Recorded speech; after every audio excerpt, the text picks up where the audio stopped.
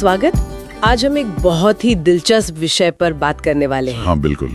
एक तरफ तो है हमारा मॉडर्न साइंस, आधुनिक विज्ञान, जो हमें ब्रह्मांड के बारे में कमाल की चीजें बता रहा है, समय, स्थान, क्वांटम दुनिया। हाँ अद्भुत है, पर साथ ही ये बातें अक्सर बहुत उलझी हुई सी लगती हैं, पहेलियां हैं, विरोधाभास हैं। और मजे की बात यह है, जैसा हमारे स्रोत भी बताते हैं, कि जिस विज्ञान ने कभी अध्यात्म को रहस्यमयी कहकर खारिज किया था, हाँ इसी वजह से तो वो इतना पॉपुलर हुआ, लोगों ने उस पर भरोसा किया।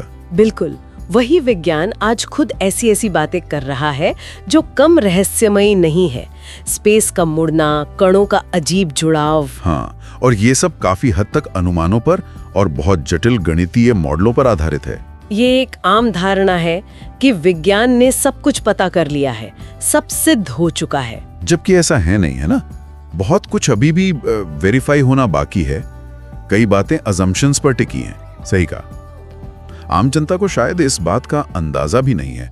लोग बस मान लेते हैं कि जो कहा जा रहा है वो एकदम पक्का है। यहीं पर हमारी आज की चर्चा का दूसरा सिरा आता है। आदरणीय ए नागराज जी द्वारा प्रस्तुत मध्यस्थ दर्शन, इसे जीवन विद्या भी कहते हैं जी। और हमारे स्रोत बताते हैं कि ये दर्शन जो 1970 के दशक में सामने आया, वो इन्हीं जटिल वैज्ञानिक गुत्थियों को सुलझाने का एक आश्चर्यजनक रूप से सरल और सहज रास्ता दिखाता है। हाँ, ये उस वक्त आया जब शायद भारतीय और पश्चिमी दर्शन की कई बातें लोगों को बहुत अमूर्त लगती थी। हाँ। या शायद जीने में उतनी उपयोगी नहीं लगती थी। हाँ, कुछ हद तक रहस्यमयी भी थी। बिल्कुल। तो ऐसे में मध्यस्थ दर्शन एक व्यवहारिक विकल्प की तरह सामने आया। तो आज हम यही कोशिश करेंगे, आधुनिक विज्ञान के जो निष्कर्ष हैं, जो प्रयोग हैं, उन्हें मध्यस्थ दर्शन के नजरिए से देखेंगे। हाँ, एक तुलनात्मक अध्ययन जैसा जो स्रोत सामग्री में भी प्रस्तुत किया गया है।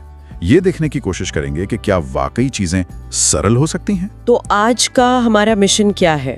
क्या हम ये पता लगा सकते हैं कि मध्यस्थ दर्शन का जो नजरिया है, खासकर ये सह अस्तित्व और क्रिया शून्य स्पेस वाली बात, हाँ, ये मूल अवधारणाएं हैं, क्या ये वाकई विज्ञान के बड़े विरोधाभासों को, जैसे टाइम डायलेशन है, क्वांटम एंटेंगलमेंट है, क्या इन्हें सुलझाने में मदद कर सकते हैं? क्या ये हमें वास्तविकता को देखने का कोई ज्यादा साफ, ज्यादा मुकम्मल ढांचा दे सकता है? यही देखने का प्रयास रहेगा। ठीक है, तो चलिए शुरू करते हैं समय की पहेली से। टाइम। ओके। आइंस्टाइन ने हमारी समझ ही बदल दी। कहा कि समय स्थिर नहीं है, वो बदलता है, गति के साथ, गुरुत्वाकर्षण के साथ। तेज चलो तो धीमा हो जाता है। हाँ, और भारी चीजों के पास भी। और ये सिर्फ थ्योरी नहीं है, 1971 का हेफिली कीटिंग प्रयोग था। हाँ, वो एटॉमिक घड़ियों वाला। जी। हवाई जहाज पर घड़ियां रखी, दुनिया का चक्कर लगाया, और वो सच में धीमी चली जमीन वाली घड़ियों से। और आज भी जीपीएस सैटेलाइट्स को लगातार एडजस्ट करना पड़ता है इसी वजह से। बिल्कुल। तो विज्ञान इसे टाइम डायलेशन कहता है। पर सवाल वही है, क्या सच में समय ही फैल या सिकोड़ रहा है, किसी रबर बैंड की तरह? देखिए, आधुनिक विज्ञान की जो मौजूदा व्याख्या है वो तो हाँ ही कहती है कि हाँ, समय लचीला है। यहीं पर नागराज जी के दर्शन के अनुसार एक बुनियादी फर्क आता है। इस दर्शन में ऐसा देखने में आता है कि समय कोई स्वतंत्र चीज या सत्ता नहीं है जिसे आप खींच सकें या दबा सकें। तो फिर क्या है समय? समय है बस किसी भी क्रिया की अवधि, ड्यूरेशन ऑफ प्रोसेस, बस इतना ही। जैसे धरती सूरज का चक्कर लगाती है, उसमें लगने वाला वक्त, या सीजियम एटम का वाइब्रेशन, उसकी अवधि। अच्छा, तो फिर वो हवाई जहाज वाली घड़ी धीमी क्यों हुई? मध्यस्थ दर्शन की दृष्टि से देखें तो जब घड़ी धीमी हुई तो वो उस घड़ी के मशीन के चलने की जो प्रक्रिया है, उसकी गति में बदलाव आया। भारी परिस्थितियों के कारण, गति या गुरुत्वाकर्षण के कारण? हाँ, वो समय का बदलना नहीं है। समय तो वो तो एक पृष्ठभूमि जैसा है, एक अंतराल जो सबके लिए समान है, स्थिर है। तो मतलब टाइम डायलेशन असल में समय का डायलेशन नहीं, बल्कि प्रक्रिया की गति का बदलना है। जी हाँ, इस नजरिए से तो यही लगता है। ये कोई रहस्य नहीं, बस ये प्रमाण है कि भौतिक प्रक्रियाएं बाहरी हालात से प्रभावित होती हैं। समय नहीं बदला, घड़ी की क्रिया की अवधि बदली। ये वाकई एक अलग नजरिया है, समय को क्रिया के माप की तरह देखना, न कि खुद बदलने वाली चीज। चलिए अब स्पेस पर आते हैं। स्थान। ठीक है। आइंस्टाइन ने स्पेस को भी खाली नहीं छोड़ा। कहा कि ये पदार्थ और ऊर्जा से मुड़ जाता है, एक चादर की तरह, और यही मुड़ाव गुरुत्वाकर्षण है।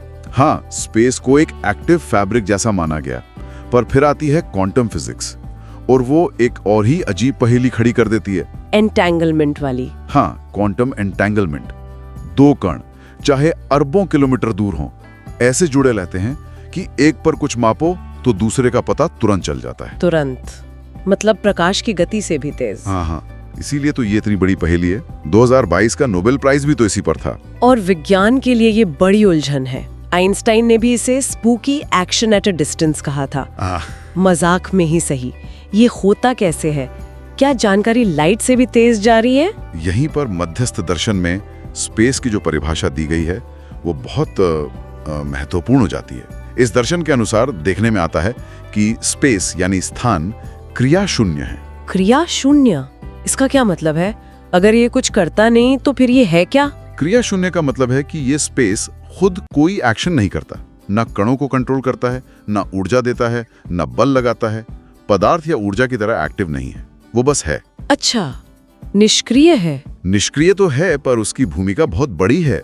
वो एक सर्वव्यापी माध्यम है, पारदर्शी है और सबसे जरूरी जोड़ने वाला माध्यम है। कनेक्टर, अस्तित्व की सारी इकाइयां, परमाणु, ग्रह, तारे, हम सब इसी स्पेस में समाई हुई हैं, भीगी हुई हैं, ऐसा कह सकते हैं। तो फिर एंटेंगलमेंट वो कैसे समझाया जाएगा? क्योंकि स्पेस खुद ही सबको जोड़ने वाला तत्व है और हर जगह एक जैसा है, तो एंटेंगलमेंट कोई रहस्य रहता ही नहीं। अच्छा, कैसे? वो दो कण चाहे कितनी भी दूर हों, हैं तो उसी एक स्पेस में ना, उसी में समाये हुए हैं, तो उनके बीच स्पेस के नजरिए से कोई दूरी है ही नहीं। स्पेस तो एक है, अखंड है। तो जानकारी को कहीं जाना नहीं पड़ता? नहीं, उनका जुड़ाव उनके स्पेस में होने मात्र से है। जिसे विज्ञान स्पूकी एक्शन कह रहा है, वो इस दर्शन के अनुसार सह अस्तित्व का सबूत है।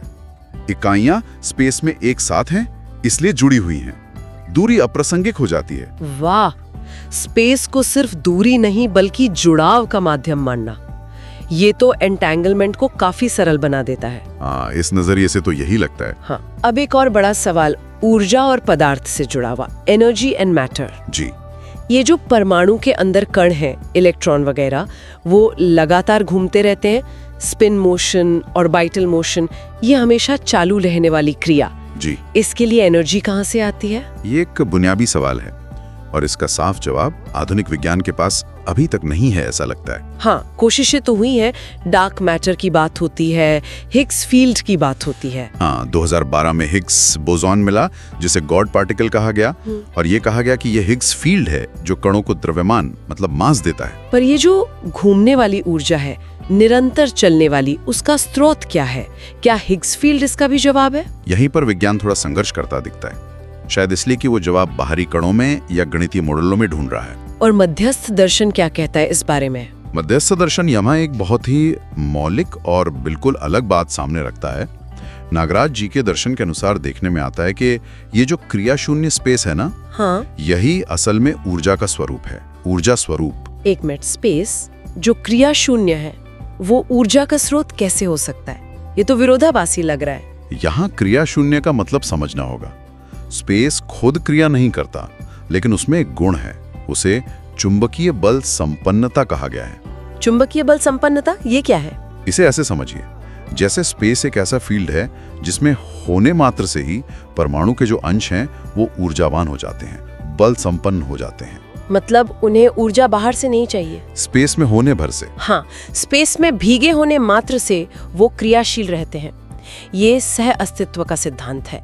इकाइयां यानी पदार्थ स्पेस यानी ऊर्जा में समाई हुई हैं और स्पेस उन्हें कंट्रोल नहीं करता, पर उसमें होना ही उनकी क्रियाशीलता का आधार है। तो इस नजरिए से हिग्स फील्ड की जरूरत ही नहीं है कणों को मास देने के लिए। इस दर्शन के अनुसार तो नहीं। मास यानी द्रव्यमान वो किसी बाहरी फील्ड से मिलने वाली चीज नहीं है, वो पदार्थ का अपना अंदरूनी स्वाभाविक गुण है। हर कण में वो पहले से है। तो हिग्स फील्ड जैसी जटिल परिकल्पना वो अनावश्यक हो जाती है। हाँ, ऐसा लगता है। ऊर्जा का स्रोत बाहर नहीं, उसी स्पेस में है जिसमें सब कुछ है।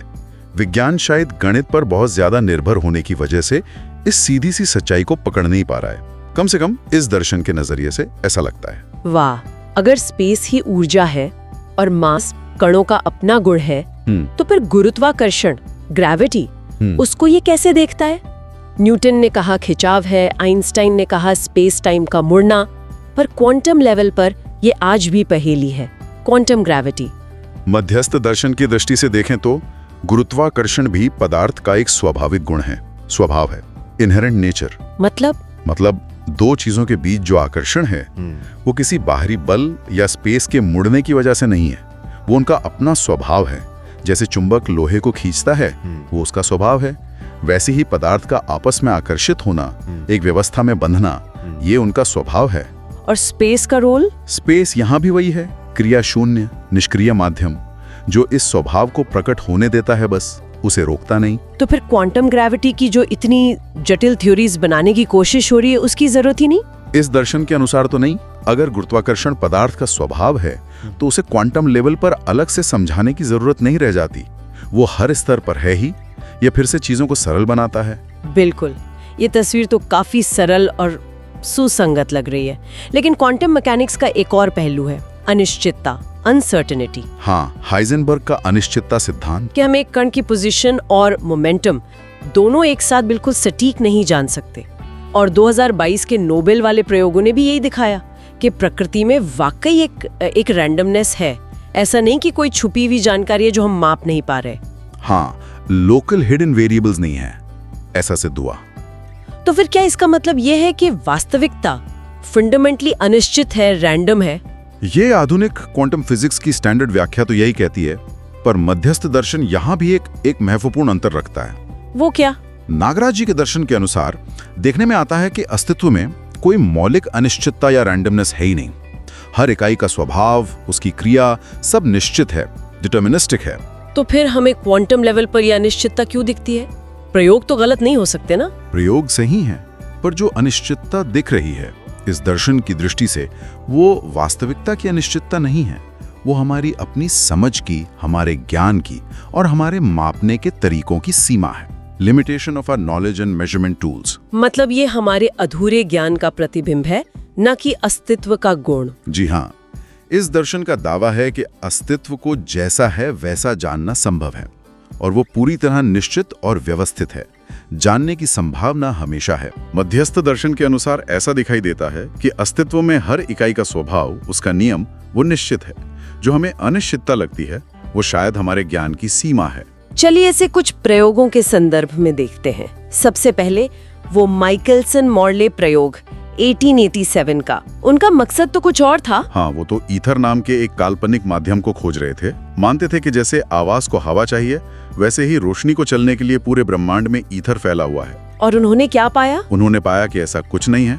बहुत सटीक प्रयोग था, पर नतीजा 0। प्रकाश की गति हर दिशा में एक जैसी मिली, चाहे पृथ्वी ईथर में किसी भी दिशा में चल रही हो। इसी ने ईथर को खारिज किया और आइंस्टाइन की स्पेशल रिलेटिविटी का रास्ता खोला। तो मध्यस्थ दर्शन के नजरिए से ईथर का न मिलना ये क्या बताता है? मध्यस्थ दर्शन के अनुसार ऐसा दिखाई देता है कि ये नतीजा तो अपेक्षित ही था, क्योंकि अगर स्पेस खुद क्रिया शून्य है, उसमें कोई बहाव या हरकत नहीं है, तो प्रकाश जैसी तरंग को चलने के लिए किसी माध्यम की जरूरत ही क्यों पड़ेगी? अच्छा, हाँ। क्रिया तो स्पेस में स्थित इकाइयों की है, फोटॉन की अपनी गति है, स्पेस तो बस उन्हें जगह देता है, तो ईथर की जरूरत ही नहीं थी। ठीक है। ईथर के बाद फिर आइंस्टाइन की रिलेटिविटी आई, स्पेशल रिलेटिविटी 1905 में, फिर जनरल रिलेटिविटी 1915 में। इसने तो समय, स्पेस, गति, द्रव्यमान, ऊर्जा सबको जोड़ दिया। बिल्कुल, स्पेस टाइम एक हो गया। फिर वो टाइम डायलेशन वाली बात कि तेज चलो तो घड़ी धीमी हो जाती है, और जाहिर है E=mc²। और ये सिर्फ थ्योरी नहीं रही, इसे प्रयोगों में देखा गया है। हाँ, बिल्कुल। वो हाफेल कीटिंग प्रयोग 1971 वाला, एटॉमिक घड़ियों को हवाई जहाज में दुनिया भर में घुमाया। हाँ, मैंने पढ़ा है इसके बारे में। और वापस लाने पर देखा कि उनका टाइम जमीन वाली घड़ियों से थोड़ा अलग था, गति के कारण और गुरुत्वाकर्षण के अलग होने के कारण भी। और जीपीएस में भी इसका इस्तेमाल होता है। रोज होता है। हाँ। जीपीएस सैटेलाइट्स तेज चल रहे हैं और पृथ्वी के गुरुत्वाकर्षण से थोड़े दूर हैं। दोनों कारणों से उनकी घड़ियों का टाइम अलग चलता है। अगर रिलेटिविटी के हिसाब से करेक्शन ना करें तो कुछ ही देर में जीपीएस लोकेशन गलत बताने लगेगा। लेकिन यहाँ फिर वही सवाल, मध्यस्थ दर्शन के नजरिए से क्या हैफेल-किटिंग प्रयोग में सच में समय धीमा हुआ था? मध्यस्थ दर्शन के अनुसार ऐसा दिखाई देता है कि समय नाम की कोई चीज धीमी नहीं हुई, बल्कि जो एटॉमिक घड़ी है वो जिस प्रक्रिया पर चलती है, मतलब परमाणु के अंदर जो कंपन हो रहा है, उस कंपन की दर बदल गई। अच्छा, दर बदल गई? हाँ, क्योंकि वो दर बाहरी स्थितियों पर निर्भर करती है, कितनी तेज गति है, गुरुत्वाकर्षण कितना है। तो घड़ी धीमी चली क्योंकि उसके अंदर की क्रिया की अवधि, उसकी फ्रीक्वेंसी बदल गई। ये समय का धीमा होना नहीं, बल्कि क्रिया की गति का सापेक्ष होना है। ये एक बहुत ही अलग व्याख्या है। अब इसी से जुड़ा एक और मुद्दा है, कारण कार्य संबंध। क्या? कॉजालिटी और समकालिकता, साइमल्टेनिटी। जी। विज्ञान में ये माना गया कि कारण और कार्य का संबंध बना रहे। इसके लिए कोई भी असर या जानकारी प्रकाश की गति से तेज नहीं चल सकती। हाँ, ये एक सीमा मान ली गई। लेकिन जैसा हमने देखा, एंटेंगलमेंट में तो असर फौरन होता है।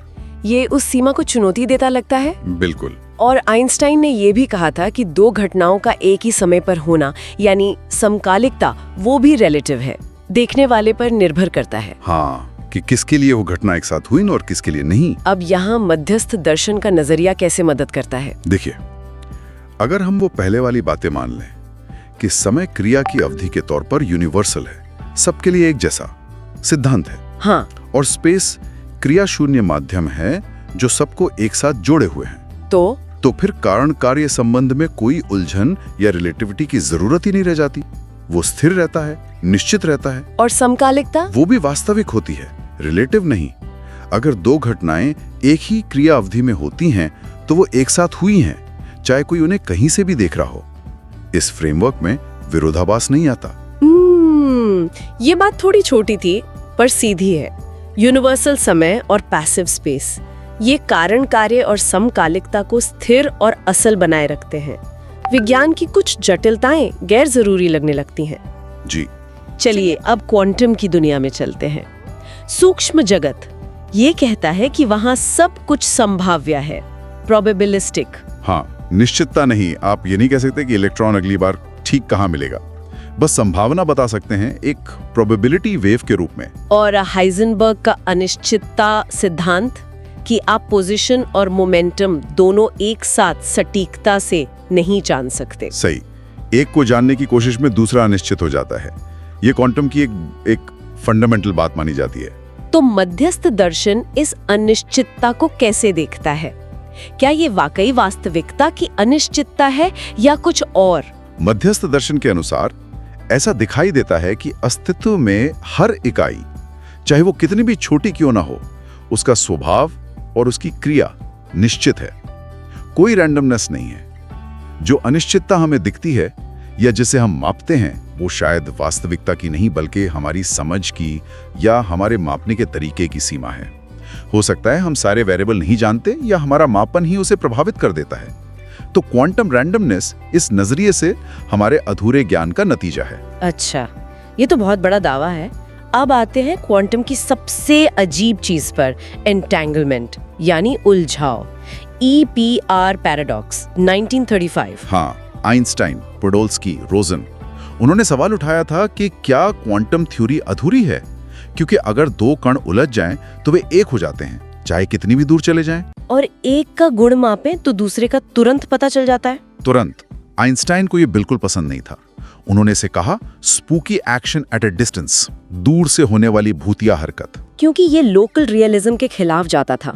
मतलब कोई चीज प्रकाश से तेज असर नहीं डाल सकती। हाँ, और चीजों के गुण मापने से पहले ही तय होते हैं। ये दो बातें थी। फिर जॉन बेल आए 1964 में। उन्होंने एक गणितीय तरीका निकाला, बेल्स थ्योरम, जिससे पता चल सके कि क्या कोई छिपे हुए चर, हिडन वेरिएबल्स हैं जो लोकल रियलिज्म मानते हुए इस उलझाव को समझा सकते हैं। और उन्होंने एक सीमा बताई। हाँ, उन्होंने एक सीमा तय की कि अगर लोकल हिडन वेरिएबल्स हैं तो उलझे कणों के मापों में जो कोरिलेशन मिलेगा वो इस सीमा से ज्यादा नहीं हो सकता। लेकिन प्रयोगों ने क्या दिखाया? प्रयोगों ने जॉन क्लॉजर, एलन एस्पेक्ट, एंटन ज़ीलिंगर, जिन्हें 2022 में नोबेल भी मिला इसी काम के लिए, उन्होंने बार बार दिखाया कि कोरिलेशंस बेल की सीमा को तोड़ देते हैं। तोड़ देते हैं? तो इसका मतलब क्या हुआ? इसका मतलब हुआ कि हमारी सहज समझ लोकल रियलिज्म वाली वो प्रकृति पर लागू नहीं होती। या तो हमें मानना पड़ेगा कि नॉन लोकल प्रभाव होते हैं जो तुरंत असर करते हैं दूरी की परवाह किए बिना? Spooky action. हाँ, या फिर ये मानना पड़ेगा कि कणों के गुण मापने से पहले तय ही नहीं होते, यानी उनमें मूलभूत रैंडमनेस है। और चीन के मिस्टर सैटेलाइट ने तो 1200 किलोमीटर दूर तक उलझे फोटोन भेजकर भी यही दिखाया कि दूरी से ये कनेक्शन कमजोर नहीं होता। ये तो दिमाग घुमा देने वाली बात है। तो मध्यस्थास्थ दर्शन इस स्पूकी एक्शन को कैसे सुलझाता है? क्या ये तात्कालिक प्रभाव मानता है? मध्यस्थास्थ दर्शन के अनुसार ऐसा दिखाई देता है कि यहाँ किसी तात्कालिक एक्शन या प्रभाव भेजने की जरूरत ही नहीं है। जैसा पहले कहा, स्पेस क्रिया शून्य है, लेकिन वो सबको धारण करता है, सबको स्थित रखता है। वो एक तरह का यूनिवर्सल कनेक्टर है। Universal connector? हाँ, तो उलझे हुए कण चाहे कितने भी दूर हों, वो उसी एक स्पेस में एक साथ स्थित हैं। उनका जो जुड़ा हुआ स्वभाव या अवस्था बनी थी वो निश्चित है। जब हम एक को मापते हैं तो हमें दूसरे की अवस्था का पता चलता है। ये कोई सिग्नल का जाना नहीं है। तो ये नॉन लोकल नहीं है, और ये असल में एक तरह से सहस्थिति का प्रकटीकरण है, क्योंकि वे दोनों उसी एक स्पेस में हैं जो उन्हें हर पल जोड़े हुए है। इस नजरिए से देखें तो बेल की सीमा का टूटना या दूरी से असर न पड़ना ये स्वाभाविक लगता है। ये रैंडमनेस नहीं बल्कि एक गहरी निश्चितता है। ये बिल्कुल अलग तरह से सोचने का तरीका है। एक और थ्योरी थी डेविड बोहम्स की, पायलट वेव थ्योरी। वो भी रैंडमनेस से बचने की कोशिश थी। हाँ, 1952 में बोहम ने कहा कि कणों का रास्ता निश्चित होता है, जिसे एक पायलट वेव गाइड करती है। इससे रैंडमनेस तो हट जाती है, लेकिन नॉन लोकैलिटी बनी रहती है। वो पायलट वेव पूरे स्पेस में फैली होती है और तुरंत कण को गाइड करती है। और ये रिलेटिविटी से मेल नहीं खाती? हाँ, यही दिक्कत है। रिलेटिविटी तात्कालिक एक्शन की इजाजत नहीं देती, इसीलिए बोहम की थ्योरी मुख्य धारा में ज्यादा स्वीकृत नहीं हुई। हालांकि गणितीय रूप से वो काम करती है। मध्यस्थ दर्शन बोहम के विचार को कैसे देखता है? मध्यस्थ दर्शन के अनुसार ऐसा दिखाई देता है कि बोहम का निश्चितता को वापस लाना वो सही दिशा में था, लेकिन नॉन लोकैलिटी की जरूरत इसलिए पड़ी क्योंकि स्पेस को अभी भी एक तरह की पृष्ठभूमि माना जा रहा है जिस पर वेव फैल रही है। अच्छा। जबकि मध्यस्थ दर्शन के अनुसार ऐसा दिखाई देता है कि स्पेस खुद ही वो उपस्थिति है जो कण और उसकी क्रिया वेव दोनों को एक साथ धारण किए हुए है। तो अलग से नॉन लोकल वेव की कल्पना की जरूरत नहीं। कण और क्रिया स्पेस में सह अस्तित्व में है। रिलेटिविटी से टकराव इसीलिए है क्योंकि रिलेटिविटी ने स्पेस को क्रिया शून्य और यूनिवर्सल कनेक्टर नहीं माना। समझ रही हूँ। अब आते हैं स्टैंडर्ड मॉडल की एक और बड़ी खोज पर, हिग्स फील्ड और हिग्स बोसॉन, जिसे गॉड पार्टिकल भी कहा गया। हाँ, 2012 में सर्न में इसकी खोज हुई। स्टैंडर्ड मॉडल कहता है कि मूल कणों को द्रव्यमान मास इसी हिग्स फील्ड से इंटरेक्शन करने पर मिलता है। मतलब कोई कण इस फील्ड से जितना ज्यादा इंटरैक्ट करेगा उतना भारी होगा। हाँ, बिल्कुल। ये मॉडल को गणितीय रूप से सही रखने के लिए जरूरी था, पर यह कल्पना थोड़ी अजीब तो है। एक अदृश्य फील्ड जो सब जगह है और चीजों को वजन दे रहा है। कुछ लोग इसे एक गणितीय जुगाड़ या पैच जैसा भी मानते हैं। 2012 में हिग्स बोसॉन कण की खोज हुई थी, जिसे मीडिया ने गॉड पार्टिकल नाम दे दिया था। हाँ, और 2013 में नोबेल भी मिला। जी। इसके पीछे थ्योरी ये है कि पूरे यूनिवर्स में एक अनदेखी हिग्स फील्ड फैली हुई है, और जब कण इस फील्ड से गुजरते हैं या इंटरैक्ट करते हैं तो उन्हें एक तरह की रुकावट महसूस होती है, और यही रुकावट उनके मास के रूप में दिखती है। ठीक है, ये पार्टिकल फिजिक्स के स्टैंडर्ड मॉडल का अहम हिस्सा है। हाँ, ये बताता है कि कणों को वजन कैसे मिलता है।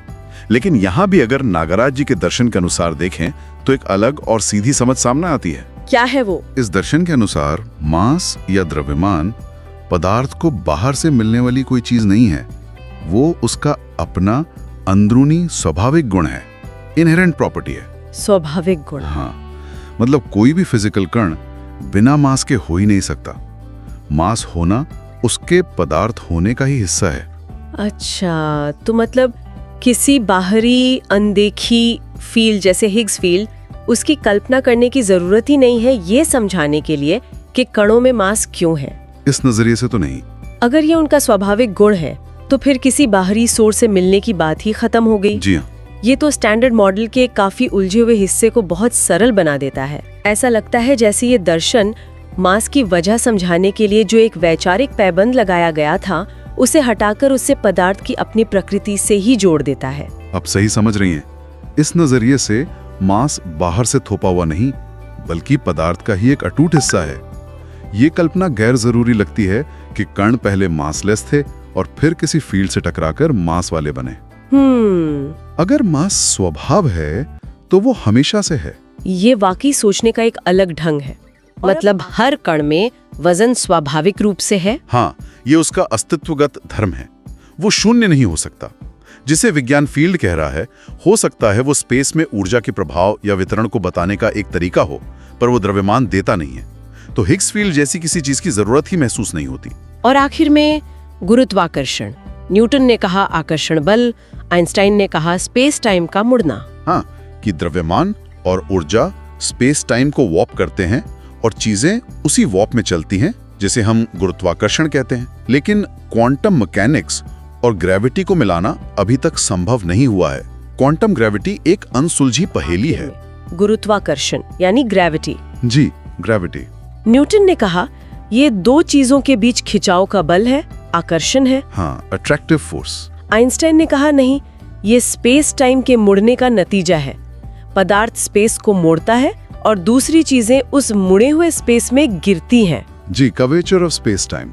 लेकिन आज भी ग्रेविटी को क्वांटम लेवल पे समझना मतलब उसे बाकी 3 फंडामेंटल फोर्सेस के साथ जोड़ना। हाँ, इलेक्ट्रोमैग्नेटिक, वीक और स्ट्रॉन्ग न्यूक्लियर फोर्स, उनके साथ एक करना, ये विज्ञान के लिए बहुत बड़ी चुनौती है। क्वांटम ग्रेविटी की प्रॉब्लम। बिल्कुल।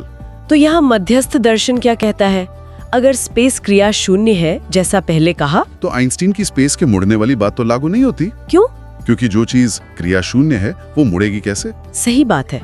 तो फिर ग्रेविटी क्या है? या कण अपने स्वभाव की वजह से ही एक दूसरे से जुड़े हुए हैं। उनमें एक संबंध या खिंचाव है। इसके लिए स्पेस के मुड़ने जैसी जटिल ज्यामिति की जरूरत नहीं है। फिर से वही बात, एक और गुण जो बाहरी हालात जैसे स्पेस का मुड़ना से नहीं बल्कि चीज के अपने स्वभाव से आ रहा है। जी, अगर ग्रेविटी पदार्थ का स्वभाव है और स्पेस सिर्फ एक पैसिव मीडियम है, तो शायद ये क्वांटम ग्रेविटी की समस्या को भी एक अलग तरह से देखने में मदद कर सकता है। कैसे? क्योंकि तब ग्रेविटी को स्पेस की ज्योमेट्री से जोड़ने के बजाय सीधे पदार्थ के कणों के स्वभाव से जोड़ा जा सकेगा। इसकी संभावना तो बनती है। यह नजरिया ग्रेविटी को ज्योमेट्री के बजाय पदार्थ की प्रकृति से जोड़ता है। हो सकता है यह उसे क्वांटम दुनिया के दूसरे बलों के साथ जोड़ने का कोई नया रास्ता खोले। तो मध्यस्थ दर्शन के अनुसार ऐसा दिखाई देता है कि क्योंकि स्पेस क्रिया शून्य है, उसमें कोई मोड़ या कर्वेचर नहीं आ सकता। स्पेस मुड़ता नहीं है। गुरुत्वाकर्षण भी द्रव्यमान की तरह ही पदार्थ का एक मौलिक आंतरिक गुणधर्म है। आंतरिक गुणधर्म। हाँ, हर भौतिक इकाई में स्वाभाविक रूप से आकर्षण और संतुलन की प्रवृत्ति है। ये कोई स्पेस का मुड़ना नहीं या किसी ग्रेविटॉन कण का लेन देन नहीं, बल्कि पदार्थ के अपने गुण का ही असर है। और अगर ऐसा है तो फिर क्वांटम ग्रेविटी जैसी समस्या खड़ी ही नहीं होती। हाँ, तो ये सारी बातें सुन के अगर हम समेटना चाहें तो क्या तस्वीर बनती है? एक तरफ आधुनिक भौतिकी के प्रयोग हैं, एटॉमिक क्लॉक, एंटेंगलमेंट, हिग्स, जो हमें टाइम डायलेशन, नॉन लोकैलिटी, अदृश्य फील्ड्स जैसी जटिल व्याख्याओं तक ले जाते हैं। हाँ, जो कई बार हमारी सहज बुद्धि से बिल्कुल मेल नहीं खाती। और दूसरी तरफ मध्यस्थ दर्शन इन सभी चीजों को समझने के लिए एक शायद ज्यादा सरल और एकीकृत ढांचा देता हुआ दिखता है। तो अगर हम इस पूरी बातचीत को समेटें, हमने देखा कि मॉडर्न साइंस ने कमाल के प्रयोग किए हैं। एटॉमिक घड़ियों से समय मापा, एंटेंगल्ड कणों को परखा, हिग्स बोसॉन खोजा। बिल्कुल, इसमें कोई शक नहीं। लेकिन इन नतीजों को समझाने के लिए उसे अक्सर बड़े जटिल और कभी-कभी विरोधाभासी मॉडल बनाने पड़े हैं। समय का फैलना, स्पेस का मुड़ना, वो स्पूकी कनेक्शन, अनदेखे फील्ड्स, मौलिक अनिश्चितता। हाँ, ये सब है। और दूसरी तरफ जब हम मध्यस्थ दर्शन के नजरिए से देखते हैं तो ऐसा लगता है कि सिर्फ कुछ बुनियादी परिभाषाओं को अगर हम ठीक से समझ लें, जैसे समय को क्रिया की अवधि मानना, हाँ, स्पेस को क्रिया शून्य, ऊर्जा स्वरूप, जोड़ने वाला माध्यम मानना, और पदार्थ के गुणों को उसका स्वभाव मानना, बिल्कुल, तो ये सारी पहेलियां ये अपने आप सुलझती हुई सी लगती हैं, या कहें कि अनावश्यक हो जाती हैं। टाइम डायलेशन एक भ्रम जैसा लगता है, एंटेंगलमेंट स्वाभाविक हो जाता है, हिग्स फील्ड की जरूरत नहीं रहती, गुरुत्वाकर्षण स्वभाव बन जाता है, और अनिश्चितता हमारे ज्ञान की सीमा मात्र रह जाती है। ये तो विज्ञान को एक बहुत ही एकीकृत सुसंगत तस्वीर देता हुआ लगता है, जहां सब कुछ सह अस्तित्व में है। इकाइयां अपने स्वभाव से चल रही हैं, ऊर्जा स्वरूप स्पेस में एक दूसरे के साथ हार्मनी में है, बिना किसी बाहरी जटिल नियम या फोर्स के। हाँ, ये निश्चित रूप से एक वैकल्पिक और काफी सरल ढांचा प्रस्तुत करता है। पर देखिए, यहाँ ये मानना बहुत जरूरी है कि ये जो चर्चा हमने की है, जो स्रोत सामग्री के आधार पर है, इसमें हमारी व्याख्या में गलतियां हो सकती हैं, पूरी संभावना है। हाँ, ये तो है। ये सिर्फ एक प्रस्तुति है, एक तुलना का सार है। अगर विषय की गहराई को, उसकी बारीकियों को और प्रामाणिकता को समझना है, तो उसके लिए आदरणीय नागराज जी का जो मूल साहित्य है, जिसे वाङ्मय कहते हैं, उसी को अंतिम संदर्भ मानना चाहिए। बिल्कुल सही कहा। प्रामाणिकता के लिए हमेशा मूल स्रोत ही देखना चाहिए। तो अंत में हमारे सुनने वालों के लिए सोचने वाली बात क्या रह जाती है? What does this all mean? सोचने वाली बात यह है कि अगर हम स्पेस को सिर्फ खाली जगह या मुड़ने वाला फैब्रिक न माने, बल्कि उसे एक निष्क्रिय पर ऊर्जा और जुड़ाव का स्रोत माने, एक क्रिया शून्य चुंबकीय बल संपन्नता वाला माध्यम जैसा मध्यस्थ दर्शन में इशारा है। हाँ, तो क्या ये सिर्फ फिजिक्स की पहेलियों को ही सरल करेगा, या फिर ये हमारे जीवन को, अस्तित्व को देखने का हमारा पूरा नजरिया बदल सकता है? क्या ये सह अस्तित्व का सिद्धांत, जहां सब कुछ अपने स्वभाव से है और एक दूसरे से जुड़ा है, क्या ये हमें प्रकृति के साथ और अपनी बनाई टेक्नोलॉजी के साथ एक बेहतर संतुलन, एक हार्मनी बनाने में मदद कर सकता है? इस पर विचार किया जा सकता है।